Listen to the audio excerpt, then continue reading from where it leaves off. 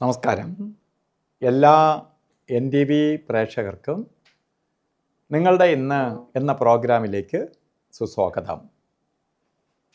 ഇന്ന് 2025 സെപ്റ്റംബർ മാസം 5-ാം തീയതി 1201 ആണ്ട് ചിങ്ങമാസം 20-ാം തീയതി. ഇന്നത്തെ ദിവസത്തിന് വളരെ പ്രാധാന്യമുണ്ട്. ഇന്ന് തിരുവോണമാണ്, മലയാളികളുടെ പൊന്നോണം. അപ്പോൾ ഇന്നത്തെ ദിവസം തന്നെ വെള്ളിയാഴ്ച, ശുക്രൻ്റെ ദിവസമാണ് ഇന്ന്, ശുക്രവാരം. ശുക്രൻ്റെ ദിവസത്തിന് വളരെ പ്രത്യേകത ഉണ്ട്. വെള്ളിയാഴ്ച എന്ന് പറയുമ്പോൾ എല്ലാ ശുഭകാര്യങ്ങൾക്കും കൊള്ളാം.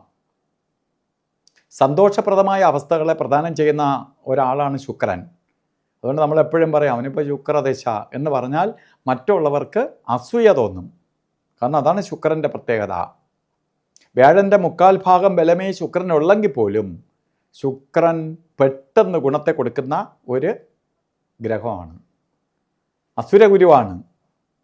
അദ്ദേഹം പെട്ടെന്ന് സംതൃപ്തനാവും, പെട്ടെന്ന് സന്തോഷിക്കും.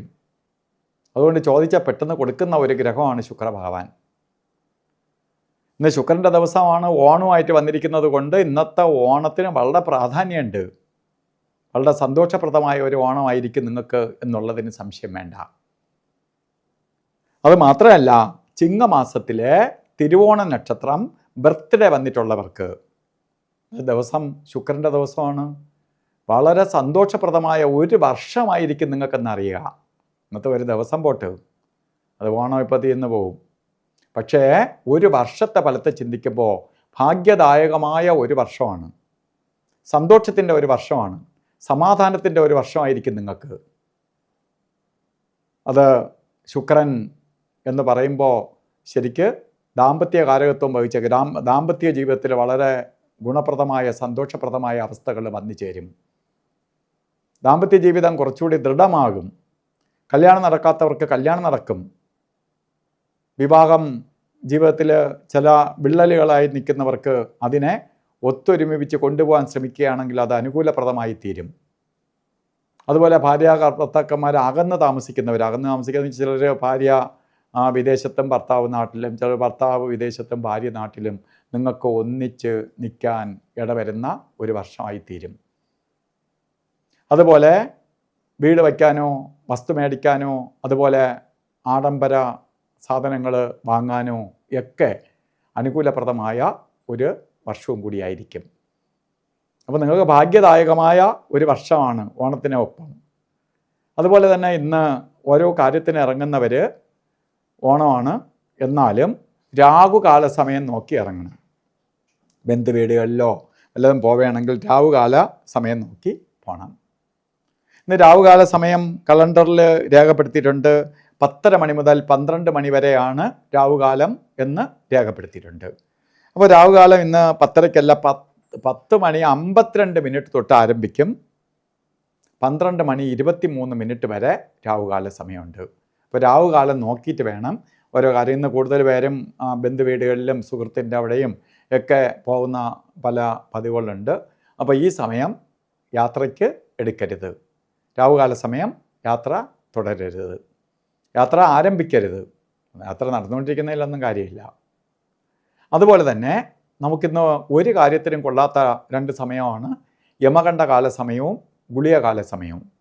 ഇന്ന് ഓണമാണ്, നല്ലൊരു ദിവസമാണ്. എന്നാലും അവരുടെ ഇടയിൽ പോയി പെടാതിരിക്കുക. അവരെ ശുഭകാര്യങ്ങളുമായിട്ട് ബന്ധപ്പെട്ട് അവർ യാത്ര തടസ്സപ്പെടുത്താതിരിക്കുക.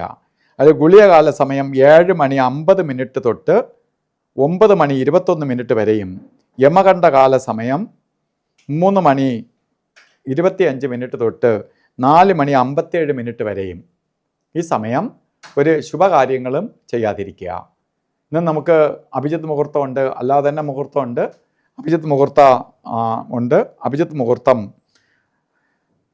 ശരിക്ക് 11:50 തൊട്ട് 12:48 വരെ അഭിജിത്ത് മുഹൂർത്തത്തിൻ്റെ സമയമാണ്. ഈ സമയം നമുക്ക് എന്ത് ശുഭകാര്യങ്ങൾക്കും എടുക്കാം. അതുപോലെ ഓരോ കാര്യത്തിന് പോകുമ്പോഴും വസ്ത്രധാരണത്തിൽ ശ്രദ്ധിക്കുക. നമുക്ക് ചുവപ്പ് മിക്സായിട്ടുള്ളതോ അല്ലെങ്കിൽ അതുപോലെ ശരിക്ക് താമരപ്പൂവിൻ്റെ കളറുള്ളതോ ചുടുകല്ലിൻ്റെ കളറോ ഉള്ളതോ ആയിട്ടുള്ള വസ്ത്രം, ചുവപ്പ് മിക്സായിട്ടുള്ള വസ്ത്രമെങ്കിലും ഇന്ന് വസ്ത്രധാരണത്തിൽ നമ്മൾ ഇന്ന് ഓണം ആയതുകൊണ്ട് വസ്ത്രധാരണത്തിൽ ഉൾപ്പെടുത്തുന്നത് നന്നായിരിക്കും.